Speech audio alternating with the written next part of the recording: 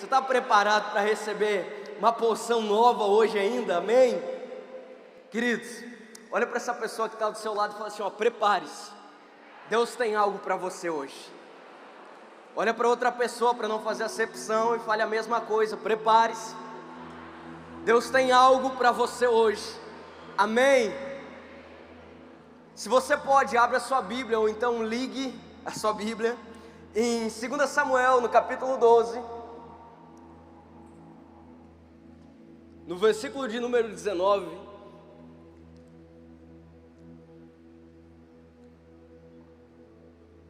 Mas antes eu encorajo você a fazer mais uma oração, entregando seu coração, entregando a sua mente. Se você pode, feche seus olhos e seja específico em pedir para Deus, para que Ele fale com você. Seja específico em pedir para que o Senhor ministre o seu coração. Fala assim: o Senhor eu quero que o Senhor fale comigo. Senhor, nós te glorificamos, ó Deus, porque o Senhor é lindo, o Senhor é maravilhoso. Pai, toda honra e toda glória sempre venha a ser dada ao Senhor.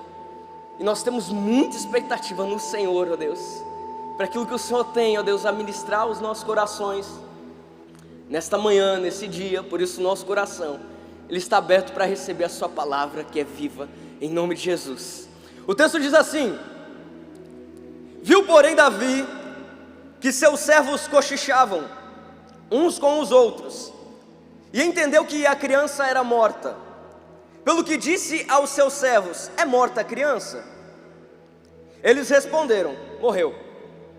Então Davi se levantou da terra, lavou-se, ungiu-se, mudou as vestes, entrou na casa do Senhor e o adorou. Até aqui. Essa história, ela começa um pouquinho antes. Ela começa com Davi avistando uma mulher. E não só avistando essa mulher, ele chama essa mulher para deitar-se com ele. E não só isso, ele, depois de tudo o fato ter acontecido, ter sido consumado, ele descobre então que aquela mulher, ela era uma mulher comprometida. E não só isso, com um dos soldados mais fiéis a ele, Urias. Então a Bíblia fala que não só isso, mas como também que aquela mulher, através daquele momento, daquele ato de um homem e de uma mulher, aquela mulher era engravida. Então Davi, sem saber o que fazer, manda chamar Urias, que está lá na guerra, está lá pelejando, está lá lutando pelo exército, está lá lutando pelo rei, aquele que havia deitado com a sua esposa.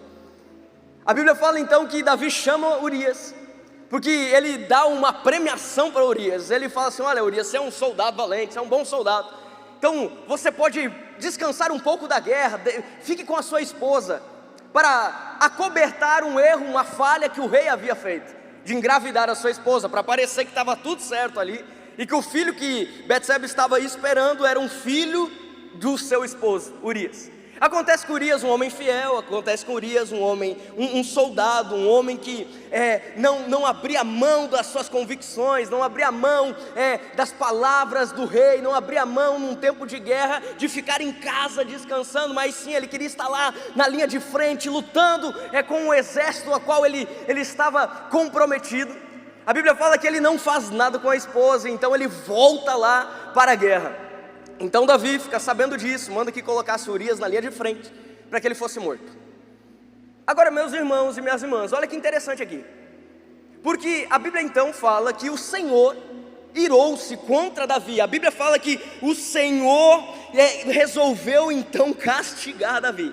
A Bíblia então diz que ele usa a boca do profeta Natã para falar com Davi. E olha que interessante isso, porque aquele filho, o resultado de um ato falho do rei, o resultado de uma atitude impensada do rei, está nos braços da esposa não, de Betseba, da mulher.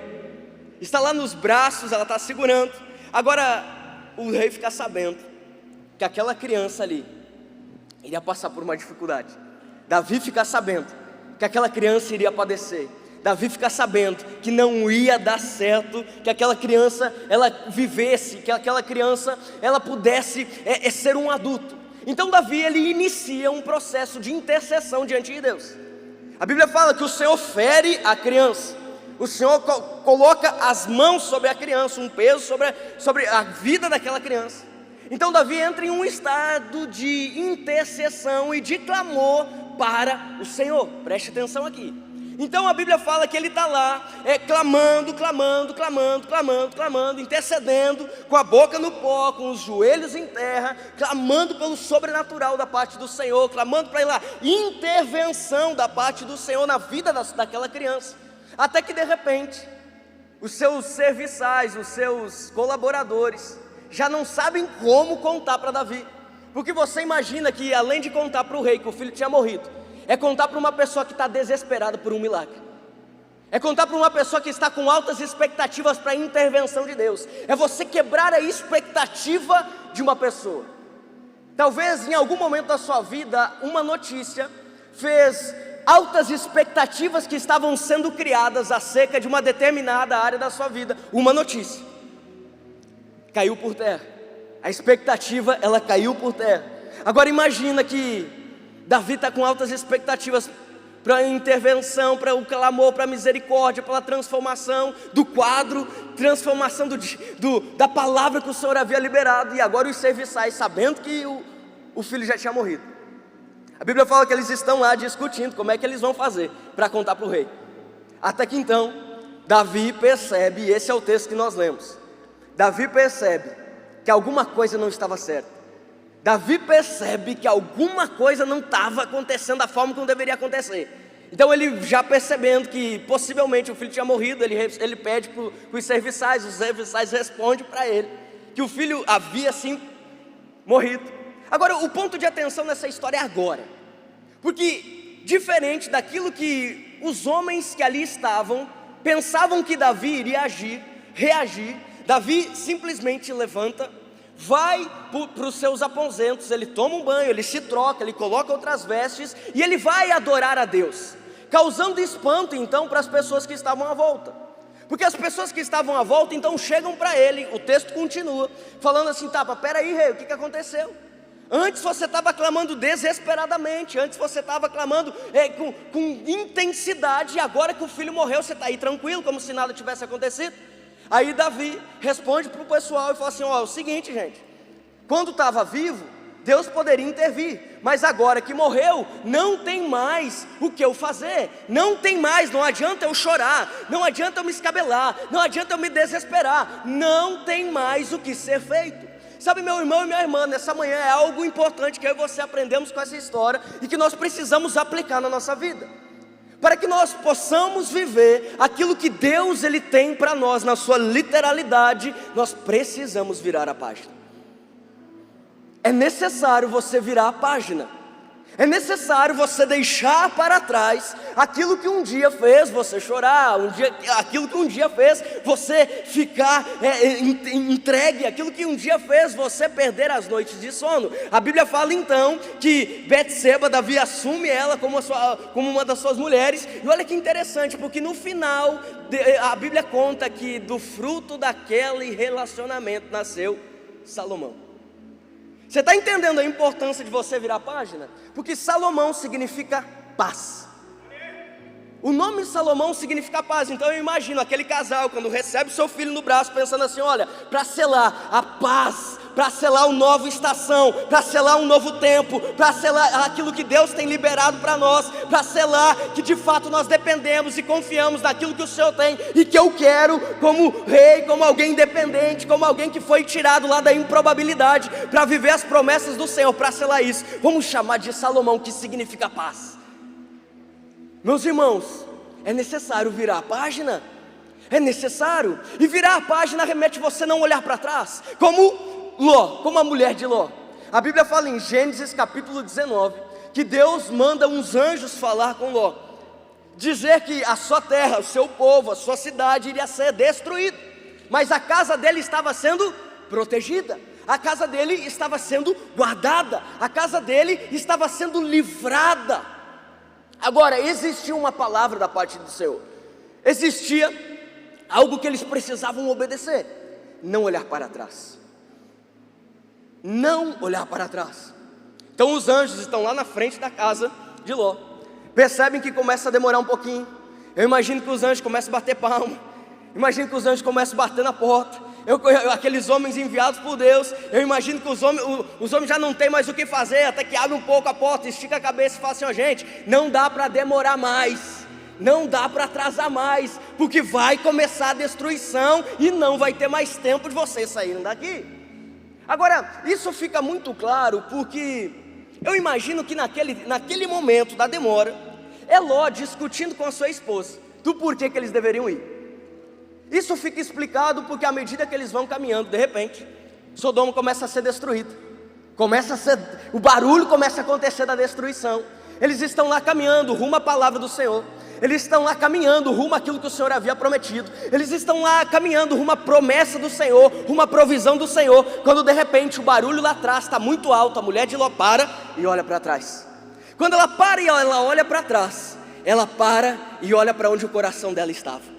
Ela para e olha e fala assim: oh, não, peraí, Deus tem uma promessa para mim, peraí, eu tenho uma palavra da parte do Senhor, sim, eu tenho uma provisão da parte do Senhor, mas o meu coração está naquilo que eu estou deixando, o meu coração está lá no velho, o meu coração está lá nas coisas que eu estou deixando para trás. Sabe, quando a mulher ela olha para trás, ela está falando assim: olha, pois é, Deus até tem algo novo, mas eu estou tão apegado com o velho. Meu irmão e minha irmã, para que você viva as coisas novas da parte do Senhor, é necessário você deixar o velho, é importante você virar a página, deixa para trás, porque aquilo que Deus tem para você é um lugar de provisão, é um lugar de milagre, é um lugar de aceleração, é um lugar onde o Senhor ele acelera as estações da sua vida.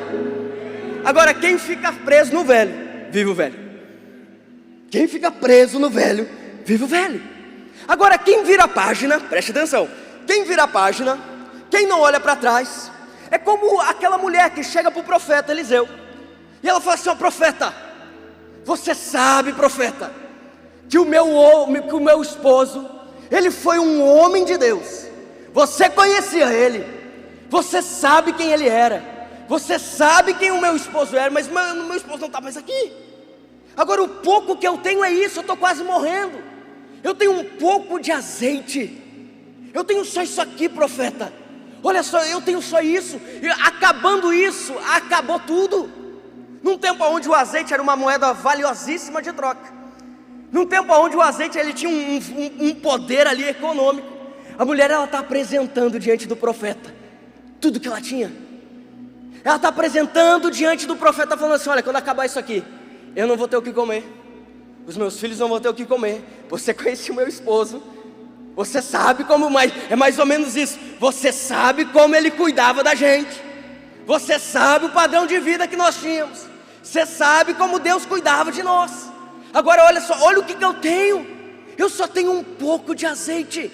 Agora, a Bíblia fala que aquela mulher recebe um comando para que ela entrasse na sua casa. Mas não só isso, antes ela batesse na vizinhança e ela pegasse todas as botijas possíveis. Numa versão Lucas Pacheco atualizada 2022, eu imagino que no tempo de hoje o profeta falaria o seguinte: vá lá e pega o máximo de tapuéres que você conseguir. As mulheres entenderam o que eu estou falando. Vai lá e pega o máximo de vasilha que você conseguir. Então a Bíblia fala que aquela mulher ela sai batendo de casa em casa, ela sai batendo procurando vasilha, e ela entra na sua casa, ela chama a sua família, ela fecha a porta. Então ela começa a derramar o azeite na primeira botija, e a botija fica cheia. Ela derrama o azeite na segunda, a botija fica cheia. Ela na terceira, na quarta, na quinta, na sexta, de repente um cômodo está cheio, de repente o outro está cheio, de repente a casa está cheia de azeite nas botijas. Agora, pergunta a você, o azeite parou de fluir quando? Quando acabou a botija. Mas pastor, ela só não tinha um pouco de azeite. Acontece, meu irmão e minha irmã, preste atenção aqui. Quando você resolve virar a página, não ficar preso no passado. Quando você resolve virar, olhar para a promessa do Senhor, não ficar olhando para trás. Aquilo que parece pouco, que está nas suas mãos, é a matéria-prima para o sobrenatural da parte do Senhor. Porque enquanto tinha a botija, havia a provisão da parte do Senhor. Mas pastor, ela só apresentou um pouquinho de azeite, mas o pouco apresentado para um Deus sobrenatural é a matéria-prima para o milagre. Aquilo que você tem nas suas mãos parece pouco, parece improvável, mas é a matéria-prima para o sobrenatural da parte do Senhor é a matéria-prima para a provisão, é a matéria-prima para o milagre, é a matéria-prima para a transformação. Pastor, mas eu não tenho nada. Você tem uma oração e um coração que pode rasgar o céu. Pastor, eu não sei mais o que fazer para minha família, eu não sei mais o que fazer para os meus negócios, eu não sei mais o que fazer. Espera aí, eu tenho como apresentar a minha vida diante do Senhor, eu tenho como orar pelos meus filhos, eu tenho como orar pela minha família, eu tenho como orar pelos meus negócios, eu tenho como apresentar a matéria-prima para o milagre. Meus irmãos e minhas irmãs, nessa manhã é tempo de você virar a página, é tempo de você olhar para aquilo que o Senhor tem, é tempo de você apresentar aquilo que parece pouco diante dos seus olhos, mas diante de um Deus todo-poderoso, é a matéria-prima para o seu milagre, é a matéria-prima para a sua resposta, é a matéria-prima para que você viva coisas sobrenaturais da parte do Senhor. Se coloque em pé, quero orar por você. Não sei como que você chegou aqui, não sei quais são suas expectativas nesse tempo, mas eu sei que o Deus poderoso, sobrenatural está nesse lugar. Eu não sei como que o seu coração chegou aqui, eu não sei como que a sua vida chegou aqui, mas eu sei que aquele que prometeu, Ele é fiel para cumprir. Aquele que operava milagres, Ele ainda opera. Por isso o diagnóstico médico, você entrou aqui de uma forma, mas está saindo de outra. A sua mente entrou aqui de uma forma, mas está saindo de outra. Os seus pensamentos entraram aqui de acordo com um parâmetro, mas estão saindo de outro. O seu coração entrou aqui de uma forma, mas está saindo de outra. Sabe por quê? Porque você resolveu entregar aquilo que você tem diante de um Deus que transforma, diante de um Deus sobrenatural. Amém?